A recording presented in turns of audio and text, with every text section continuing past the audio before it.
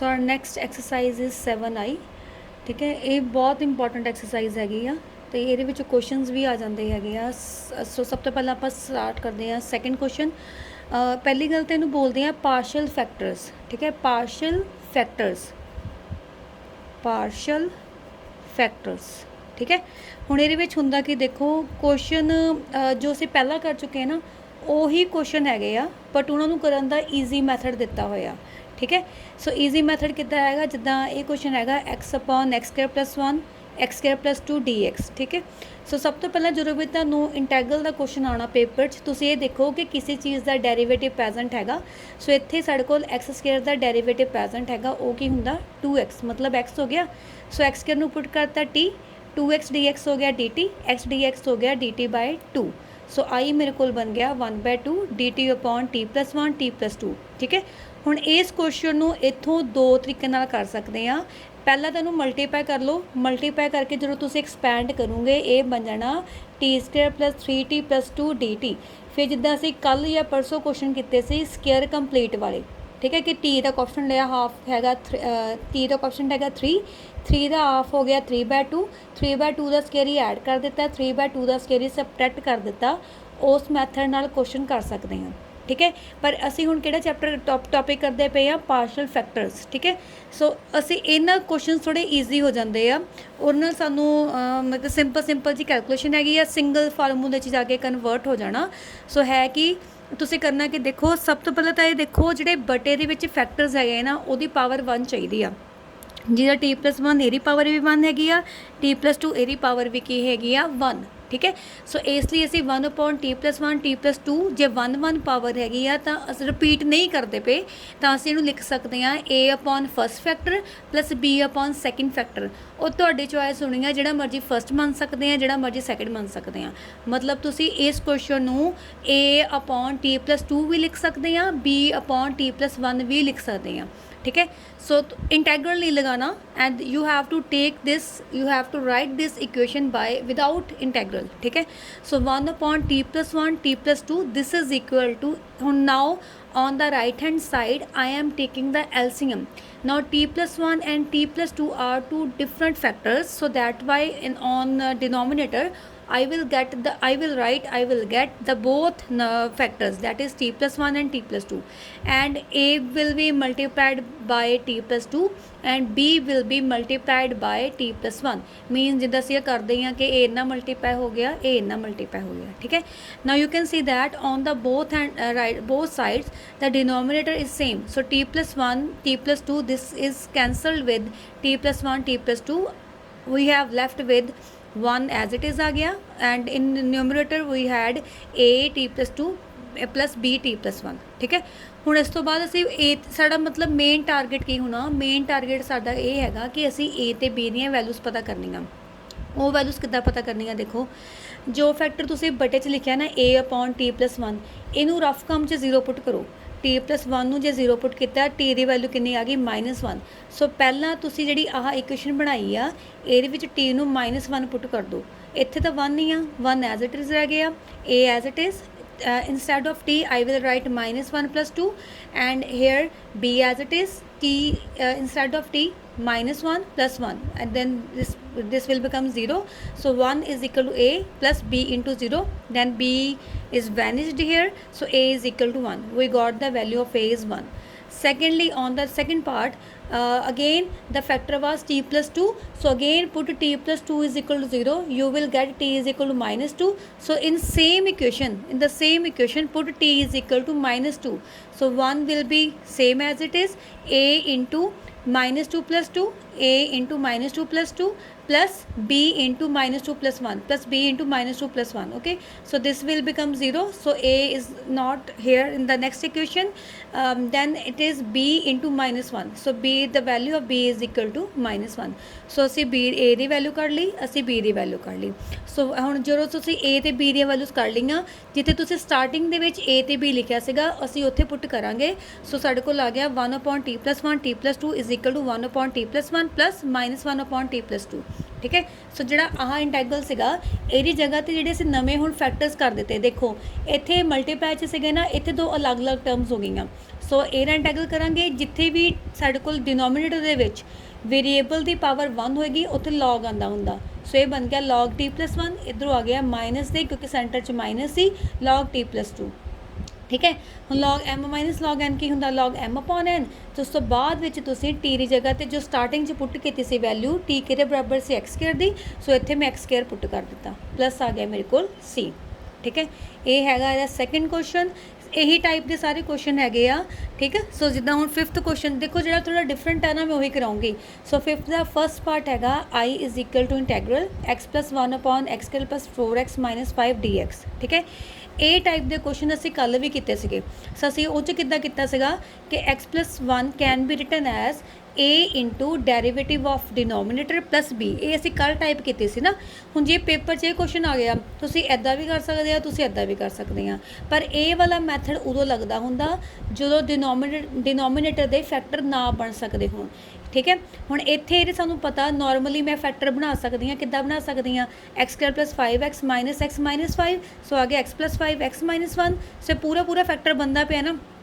ਸੋ ਜੇ ਫੈਕਟਰ ਬਣਦਾ ਪਿਆ ਫਿਰ ਇਸ ਮੈਥਡ ਵੱਲ ਨਾ ਜਾਓ। ਠੀਕ ਹੈ, ਇੱਥੇ ਫਿਰ ਹੁਣ ਵਿਦਾਊਟ ਇੰਟੈਗਰਲ ਅਸੀਂ ਕੀ ਲਿਖਾਂਗੇ x+1 upon x+5 x minus 1 this is equal to a upon x+5 plus b upon x minus 1। ਫਿਰ ਜਿੱਦਾਂ ਅਸੀਂ ਕਰਦੇ ਹੀ ਇੱਧਰ ਐਲਸੀਐਮ ਲੈ ਲਿਆ x+5 x minus 1 cross multiply ਹੋ ਗਿਆ a into x minus 1 plus b into x+5 ਹੋ ਗਿਆ। denominator is same so both will got cancel। so I have left with x+1 ਆ ਵਾਲਾ x+1 is equal to x+1 is equal to a into x minus 1 plus b into x plus 5। ठीक है, ਹੁਣ ਆ putting ਕਿੱਦਾਂ ਕਰਨੀ ਆ same ਚੀਜ਼। ਪਹਿਲਾ ਫੈਕਟਰ ਜਿਹਨੂੰ ਮਰਜ਼ੀ ਪਹਿਲਾਂ ਪੁੱਟ ਕਰ ਦੋ, ਕੋਈ ਚੱਕਰ ਨਹੀਂ ਹੈਗਾ। ਮੈਂ ਪਹਿਲਾਂ ਆ ਪੁੱਟ ਕਰ ਬੈਠੀ ਹਾਂ। ਸੋ x minus 1 ਨੂੰ 0 ਪੁੱਟ ਕੀਤਾ, x ਦੀ ਵੈਲਿਊ ਕਿੰਨੀ ਆਣੀ 1। ਇਹਦਾ ਮਤਲਬ ਫਸਟ ਟਾਈਮ ਅਸੀਂ 1 ਪੁੱਟ ਕਰਾਂਗੇ। ਦੂਸਰਾ ਸਾਡੇ ਕੋਲ ਹੈਗਾ x plus 5 is equal to 0। So x ਨੂੰ ਪੁੱਟ ਕਰਾਂਗੇ ਸੈਕਿੰਡ ਟਾਈਮ -5। ਠੀਕ ਹੈ, ਸੋ ਅਸੀਂ ਪਹਿਲਾਂ x ਨੂੰ ਪੁੱਟ ਕਰ ਦਿੱਤਾ ਹੈਗਾ 1। ਸੋ ਇੱਥੇ 1 ਆ ਗਿਆ 1 plus 1 1 minus 1 0 प्लस से b 1 plus 5। ठीक है, सो 6 आ गया। 2 is equal to b into 6। So b की वैल्यू होगी 2/6 मीनस 1/3। ये पहली वैल्यू। दूसरा से x को पुट करना से -5। इसी इक्वेशन च पुट करना, इनू चाहे नाम दे दो 1, put in 1 put in 1 put in 1। So -5 plus 1 is equal to a -5 -1 plus b -5 दोनों खत्म होकर 0 हो गए। सो -4 हो गया -6 a की वैल्यू होगी -4/6 2/3। ठीक है, सो x plus 1 upon x minus 5 x plus 5 हो गया 2/3 x plus 5 plus 1/3 x minus 1। सो इंटैग्रल सारे तो इंटैग्रल आ गया 2/3 कॉन्स्टेंट आ बाहर आ जाएगा। साढ़े को अंदर की बचना 1 upon x plus 5 यदि 1/3 बाहर आ गया, अंदर आ गया x minus 1। ठीक है, सो इत्थे इंटैग्रल कितना होना क्योंकि सिंगल पावर हैगी आ। सो आ गया log x plus 5, इधरों आ जाऊगा log x minus 1। सो आ आंसर आ। ठीक है, जे तुसी इनू इस मैथड ना करोगे ना, आ वाले मैथड ना आंसर थोड़ा जिहा स्लाइटली लिखन से डिफरेंट हो सकता। ठीक है, सो उत्ते कन्फ्यूज नहीं होना, पर तुहाडा क्वेश्चन ठीक होएगा। ठीक है, पेपर च जिहदा स्पैशल मैंशन किया होया कि पार्शल फैक्टर्स ना करो, फिर तुहाडे कोल पार्शल फैक्टर ही तुहानूं लगाने पैने आ। ठीक है, नैक्सट हैगा 6th क्वेश्चन। आई मैं एज यूजुअल अपने को लिखती हाँ, इदा इंटैगरल दिता हुआ आई मान लिया x square plus 5x plus 3 x square plus 3x plus 2। हुण देखो इत्थे दोनों की पावर सेम चलती पई स्केयर ते जो भी पिछले एक्सरसाइज असीं कीता सीगा कि जदों भी साडे कोल सेम पावर होएगी तो असीं की करनी आ डिवीजन। ठीक है, सो पहला तो देखो चैक कर लो कि न्यूमरेटर दे डिनोमीनेटर दे फैक्टर बनते पे कि नहीं। न्यूमरेटर दे बनाने की लोड़ नहीं, सिर्फ डिनोमीनेटर दे ही बनाने की लोड़ आ। ठीक है, देखो पूरे नॉर्मल जे बन जाने साडे कोल। सो इनू मैं लिख सकती हाँ x प्लस 2 x प्लस 1। देखो जे तो सेम नंबर आ एक्स स्केयर नूं एक्स स्केयर नाल डिवाइड किया मेरे को आ जाऊगा 1। ठीक है, फिर इसलिए मैं इनू लिखूँगी 1 plus a upon first factor plus b upon second factor divide करके। या तो सोच लो सेम पावर नूं बटे च रखिया, एक्स के एक्स कैंसल हो गया, कितना बच गया 1। सो इसलिए 1 plus a upon first factor plus b upon second factor. जिहड़ा असीं पिछला क्वेश्चन किया सी ना आ वाला, इत्थे पावर उपर सी 1 नीचे पावर सी 2, इसलिए असीं इदां नहीं किया। जो भी पावर ज़्यादा होएगी, जो पावर इक्वल होएगी उतों इत्थे चेंज होना, अदरवाइज चेंज नहीं होना। अगे सेम वही प्रोसीजर एलसीएम ले लिया, आ नंबर तो इधर चली जाता, इतने एलसीएम लाऊंगी x प्लस 2 x प्लस 1 का। ਇੱਥੇ ਸਿੱਧੇ ਜਾ ਕੇ 1 ਨਾਲ ਮਲਟੀਪਲਾਈ ਹੋ ਜਾਣਾ। ਜਦੋਂ a ਦੇ ਅਪੋਨ ਕਰੂੰਗੀ x+2 ਦੇ ਨਾਲ x+2 ਕੈਂਸਲ, ਸੋ a ਦੇ ਨਾਲ ਆ ਜਾਣਾ x+1, ਇਹਦੀ b x+2 ਆ ਜਾਏਗਾ। ਠੀਕ ਹੈ, ਸੋ ਇਸ ਤੋਂ ਬਾਅਦ ਇੱਥੇ ਕੀ ਹੋ ਗਿਆ, ਹੁਣ ਸਾਡੇ ਕੋਲ ਆ ਨਿਊਮਰੇਟਰ ਨਾਲ ਡਿਨੋਮੀਨੇਟਰ ਨਾਲ ਪੂਰਾ ਡਿਨੋਮੀਨੇਟਰ ਕੈਂਸਲ, ਸੋ ਆ ਪੂਰਾ ਸਾਡੇ ਕੋਲ ਆ ਚੀਜ਼ ਬਣ ਗਈ। ਠੀਕ ਹੈ, ਹੁਣ x ਨੂੰ ਪੁੱਟ ਕਿੱਦਾਂ ਕਰਨਾ, ਸਾਡੇ ਕੋਲ ਦੋ ਫੈਕਟਰ ਹੈਗੇ ਆ। x+1 ਨੂੰ 0 ਪੁੱਟ ਕੀਤਾ, x ਦੀ ਵੈਲਿਊ ਕਿੰਨੀ ਆ ਗਈ -1। ਦੂਸਰੀ ਵਾਰ x+2 ਨੂੰ 0 ਪੁੱਟ ਕੀਤਾ, x ਦੀ ਵੈਲਿਊ ਕਿੰਨੀ ਆ ਗਈ -2। ਇਹਦਾ ਮਤਲਬ ਇੱਕ ਵਾਰੀ -1 ਪੁੱਟ ਕਰਨਾ ਪੈਣਾ, ਇੱਕ ਵਾਰੀ -2 ਪੁੱਟ ਕਰਨਾ ਪੈਣਾ। ਠੀਕ ਹੈ, ਸੋ ਸਭ ਤੋਂ ਪਹਿਲਾਂ ਅਸੀਂ ਪੁੱਟ ਕੀਤਾ -1, ਇੱਥੇ ਆ ਜਾਏਗਾ 1 -1 ਦਾ ਸਕੁਅਰ 1 -5 + 3, ਇੱਥੇ -1 ਦੇਖੋ -1 + 1 0 ਹੋ ਜਾਣਾ, ਇਹ ਨੰਬਰ 0 ਹੋ ਜਾਣਾ। a 'ਚ -1 + 1 0 ਹੋ ਜਾਣਾ, a × 0। b ਨਾਲ -1 + 2, ਸੋ ਇਹ ਮੇਰੇ ਕੋਲ b ਦੀ ਵੈਲਿਊ ਹੋ ਗਈ -1। ਇਹਦੀ ਸੇਮ ਇਕੁਏਸ਼ਨ 'ਚ ਪੁੱਟ ਕਰੂੰਗੇ -2, ਤੇ ਜਦੋਂ -2 ਪੁੱਟ ਕਰੂੰਗੇ ਤੇ ਉਦੋਂ ਆ ਗਈ ਸਾਡੇ ਕੋਲ ਵੈਲਿਊ। ਦੇਖੋ ਪੁਟਿੰਗ ਦੋਨੀ ਸਾਈਡ ਕਰਨੀ ਹੈ। ਠੀਕ ਹੈ, ਸੋ -2 ਪੁੱਟ ਕੀਤਾ 4 ਆ ਗਿਆ, -n + 3 ਆ ਨੰਬਰ 0 ਹੋ ਜਾਣਾ ਜਿੱਥੇ 1 ਸੀਗਾ। a ਦੀ ਵੈਲਿਊ ਹੋ ਗਈ -2 + 1, b ਵਾਲਾ 0 ਹੋ ਜਾਣਾ, ਇੱਥੋਂ a ਦੀ ਵੈਲਿਊ ਹੋ ਗਈ ਸਾਡੇ ਕੋਲ 3। ਸੋ i = 1 + 3 a the value upon x+2 + b the value upon x+1। 1 ਦਾ ਇੰਟੈਗਰਲ ਹੁੰਦਾ x, ਇੱਥੇ ਇਹਦੀ ਪਾਵਰ ਹੈਗੀ ਆ 1, ਸੋ 3 log x+2 -1 ਬਾਰ x+1 ਦਾ ਹੋ ਗਿਆ x+1। ਸੋ ਆ ਸਾਡੇ ਕੋਲ ਆਨਸਰ ਆ ਗਿਆ। ਠੀਕ ਹੈ, ਹੁਣ 8th ਦਾ ਫਸਟ ਪਾਰਟ ਇਹ ਥੋੜਾ ਡਿਫਰੈਂਟ ਸੀ। ਹੁਣ ਦੇਖੋ ਇੱਥੇ ਹੈਗਾ 1 - x², x1 - 2x dx। ਠੀਕ ਹੈ, ਜੇ ਮੈਨੂੰ ਬ੍ਰੈਕਟ ਨੂੰ ਖੋਲ੍ਹਣਾ ਬਟੇ ਵਿੱਚ ਇਹ ਆਣਾ x - 2x², ਤੇ ਉੱਪਰ ਕੌਣ ਹੈਗਾ 1 - x² ਹੈ ਨਾ। ਸੋ -x² ਨੂੰ -2x² ਨਾਲ ਡਿਵਾਈਡ ਕਰੂੰਗੀ ਤਾਂ x² ਨਾਲ x ਕੈਂਸਲ, ਮਾਈਨਸ ਨਾਲ ਮਾਈਨਸ ਕੈਂਸਲ, ਕੱਲਾ ਕੀ ਬਚਿਆ -1/2, ਸੌਰੀ ਕੱਲਾ 1/2।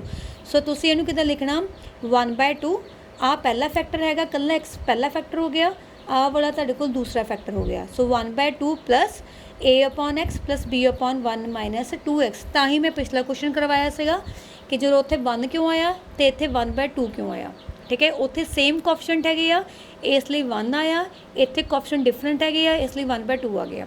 ਸੋ ਇੱਥੇ ਵੀ ਐਲਸੀਐਮ ਲਾਉਂਗੀ, ਐਲਸੀਐਮ ਕਿਹਦਾ ਆਉਣਾ 2 ਆਉਣਾ, x ਆਏਗਾ ਤੇ 1 - 2x ਆਏਗਾ। ਸੋ ਦ LCM is 2x1 - 2x।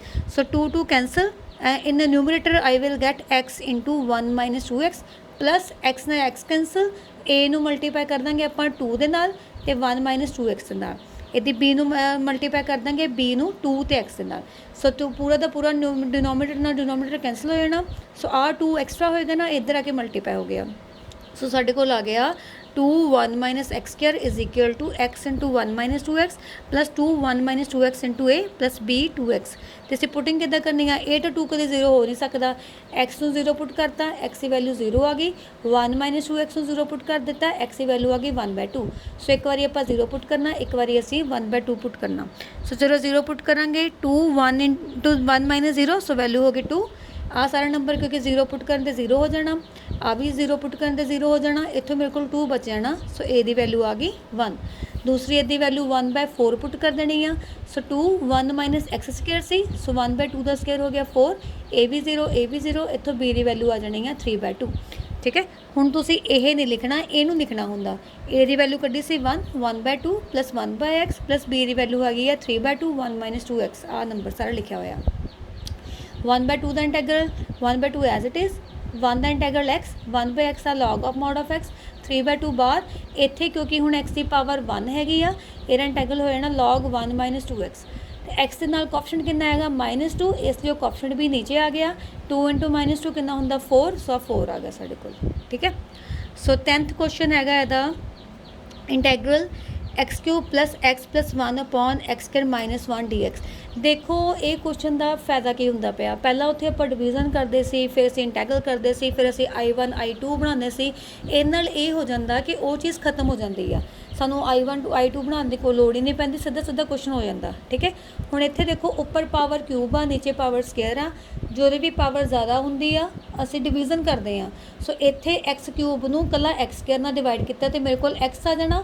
ਸੋ ਇਸ ਲਈ ਇੱਥੇ ਕੀ ਕੀਤਾ x + x² - 1²। ਇਹਦੇ ਦੋ ਫੈਕਟਰ ਕਿਹੜੇ ਹੁੰਦੇ ਆ, ਇਹਦੇ ਦੋ ਫੈਕਟਰ ਹੁੰਦੇ ਆ a - b a + b। ਇਸ ਲਈ ਪਹਿਲਾ ਫੈਕਟਰ ਹੋ ਗਿਆ x - 1, ਦੂਸਰਾ ਫੈਕਟਰ ਹੋ ਗਿਆ x + 1। फिर अगे एलसीएम, इधर एलसीएम लूँगी x minus one x plus one LCM हो गया, x नाल दोनों मल्टीप्लाई हो जाने, ए नाल कल्ला x प्लस वन आना, बी नाल कल्ला x माइनस वन आना, पूरा डिनोमीनेटर कैंसल। आ साडे कोल वैल्यूज़ बन गई। तो पुटिंग किद्दां करनी आ, पहले बटे विच हैगा x माइनस वन नूं 0 पुट किया, x की वैल्यू आ गई 1, दूजा x प्लस वन नूं 0 पुट किया, x की वैल्यू आ गई -1। ठीक है, एक बार आप पुट करांगे 1 तो दूजी बारी असीं पुट करांगे -1। जो 1 पुट किया, 1 प्लस 1 प्लस 1 3 हो गया, आ नंबर 0 हो जाना, 2a प्लस b भी 0 हो जाना। ठीक है, सो ए की वैल्यू आ गई 3/2, यदि -1 तो b की वैल्यू आ जानी आ 1/2। फिर असीं इंटैगल की जगह पर की लिखना, x plus a upon plus b upon x, a की वैल्यू कितनी 3/2 अपॉन x माइनस 1, b की वैल्यू हैगी 1/2 अपॉन x प्लस 1। सो x का इंटैगल कितना, x/2 3/2 बार 1 अपॉन x है ना, इहदा इंटैगल आ जाना log of x minus 1 1/2 bar log of x plus 1 plus c। ठीक है, सो लास्ट क्वेश्चन इहदा हैगा हुण 13th क्वेश्चन। 16 तक के क्वेश्चन सेम हैगे आ, सो 16 तक के क्वेश्चन तुसीं इहदे नाल देख लियो इस मैथड नाल। सो आई हैगा x² upon x minus 1 x minus 2 x minus 3। हुण उपर पावर 2 हैगी, नीचे x कितनी बार आंदा पिया 1 2 एंड 3 टाइम। इहदा मतलब ये 3 फैक्टर्स हो गए, पर तिन्ना विचों कोई भी रिपीट नहीं करता पिया। थल्ले x की पावर 3 हैगी आ, उपर पावर 2, उपर पावर घट आ, इहदा मतलब आप डिवाइड नहीं करना, कर ही नहीं सकते। सो लिखना किद्दां, a upon first factor, b upon second factor, c upon third factor, तुहाडी मर्जी जिद्दां मर्जी लिख लो। यह ले लिया आपां LCM, x minus 1 x minus 2 x minus 3, x minus 1 cancel, x minus 2 तो 3 इन्हें चल जाना, b दे नाल x माइनस 1 तो x माइनस 3 चल जूगा, c दे नाल x माइनस 1 तो x माइनस 2 हो गया। ठीक है, अब पूरा का पूरा डिनोमीनेटर कैंसल हो गया। ठीक है, सो आ इक्वेशन हो गई। एक्स नूं की पुट कर दिता 1, किद्दां पुट करना, इत्थों भी देख लो पुटिंग किद्दां करनी आ। पहला फैक्टर हैगा x minus 1 is equal to 0, x की वैल्यू होगी 1। सैकेंड फैक्टर हैगा x minus 2 is equal to 0, x की वैल्यू होगी 2।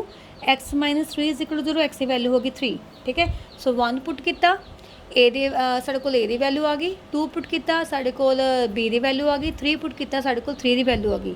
जिन्ने फैक्टर्स होने ना उन्ने साढ़े कोल उपर नंबर आने आ। जे ही 4 फैक्टर होंगे फिर आप लिखना सी d अपॉन फोर्थ फैक्टर, 5 होंगे फिर e अपॉन d तो बाद हाँ e अपॉन फिफ्थ फैक्टर। ठीक है, सो इस तो बाद सीधा इस जो इंटैगल करांगे a upon first factor, b upon second factor, c upon third factor. ये नॉर्मल असी इंटैगल कर दिता 1/2 बार 1 अपॉन x माइनस 1 का कितना हो गया log of x minus 1, 1 upon x minus 2 का हो गया log of x minus 2, 1 upon x minus 3 का हो गया log of x minus 3 plus c। ठीक है, सो ये मैथड ईजी है बहुत कंपैरेटिवली। सो प्लीज़ ये देख लियो, जो कोई डाउट होया तो इन्हां च मैनूं जरूर पूछ लियो।